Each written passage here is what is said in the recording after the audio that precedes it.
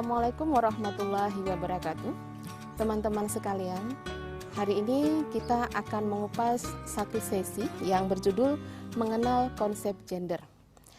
Gender itu adalah sebuah terminologi ya, sebuah istilah untuk menggambarkan situasi atau realitas yang ada di masyarakat, di mana masyarakat memberikan peran, sifat, dan kedudukan tertentu bagi laki-laki dan perempuan. Sama seperti kita mengenal terminologi miskin misalnya. Miskin itu kan istilah untuk menggambarkan situasi di mana ada kekurangannya seseorang, ketidakbercukupannya, tidak bisa memenuhi kebutuhan makanannya, tidak bisa memenuhi kebutuhan pakaian dan papannya. Nah, situasi itu diabstraksikan dengan kata miskin. Nah, gitu tadi. Kemudian bisa juga contoh misalnya generasi milenial. Oh, generasi yang punya karakteristik sendiri, yang terlahir dari usia dari tahun 90 sampai 2000-an, yang punya karakteristik, punya sifat. Nah, gambaran tentang generasi itu dikenal dengan generasi milenial misalnya. Nah, ini sama halnya dengan ketika gender ini digunakan untuk mengabstraksikan kondisi tadi, kondisi di mana ada di masyarakat itu memberikan peran, sifat, dan kedudukan tertentu bagi laki-laki dan perempuan. Nah, sebagai sebuah konsep ataupun istilah, gender itu netral, dia tidak punya unsur unsur untuk menghasut atau dia unsur propaganda, tidak. Secara teori atau secara konsep, kata gender itu adalah netral. Nah, kajian tentang gender ini dekat sekali dengan kajian tentang konsep jenis kelamin. Jenis kelamin itu adalah bagaimana karakteristik makhluk yang diciptakan Allah dibagi dua, laki-laki dan perempuan, dengan memiliki karakteristik tertentu.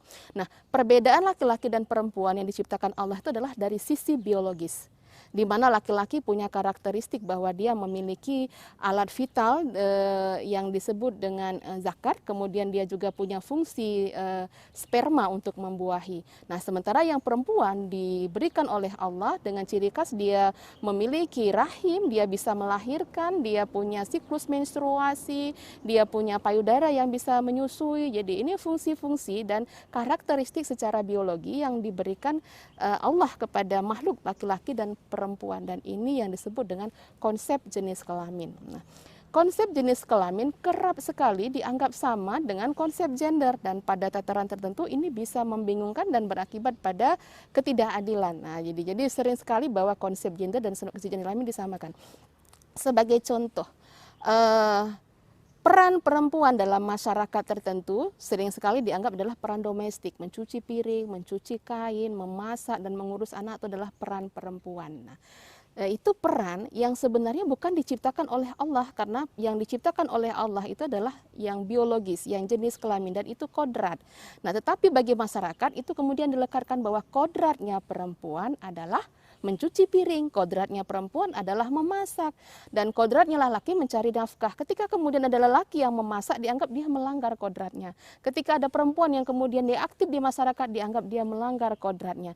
Padahal kodrat itu adalah konsep jenis kelamin, dan gender adalah dia itu dikonstruksi oleh masyarakat. Artinya gender di masyarakat tertentu tidak akan sama dengan masyarakat lainnya. Menjadi laki-laki pada masyarakat Jawa, pada masyarakat Batak atau masyarakat Aceh itu berbeda. Dan konstruksi perempuan oleh masyarakat pada masyarakat Jawa, masyarakat Aceh, juga masyarakat Batak itu berbeda.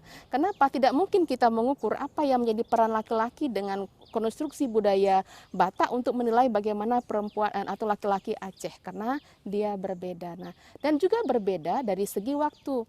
Kalau dulu kita pergi ke pasar ikan di Aceh ini, maka yang di sana sangat ramai adalah laki-laki, karena secara peran dulu membeli ikan itu adalah perannya laki-laki. Tetapi hari ini peran itu berubah, karena peran itu sekarang sudah dilakukan oleh perempuan.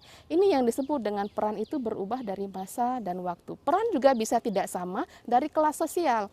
Perempuan kelas sosial bawah itu sanggup memikul beban yang sangat berat di pundaknya sebagai kuli, tetapi perempuan pada kelas menengah atas itu akan menjadi sangat tidak mampu untuk melakukannya. Jadi peran-peran mengangkat panggul pada perempuan kelas bawah itu dianggap biasa.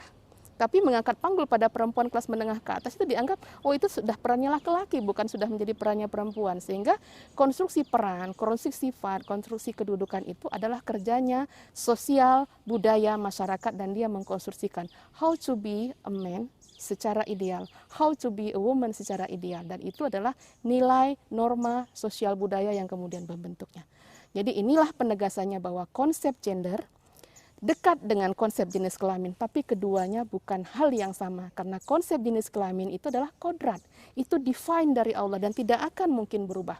Sementara konstruksi gender atau konsep gender adalah konstruksi sosial budaya masyarakat, dan dia mungkin berubah, dia mungkin tidak sama antara zaman dan waktu, dan dia mungkin juga tidak sama antara tempat. Nah, ini yang menjadi dasar-dasar yang harus kita pahami sebelum kemudian kita memahami lebih dalam tentang konsep gender dalam kajian teori dan derivasinya di realitas. Ini saja dulu untuk tahap awal ini. Kita akan lanjutkan nanti tentang kajian yang lebih mendalam. Kenapa kemudian konsep gender yang netral ini menimbulkan pro kontra di masyarakat. Sekian, Assalamualaikum warahmatullahi wabarakatuh.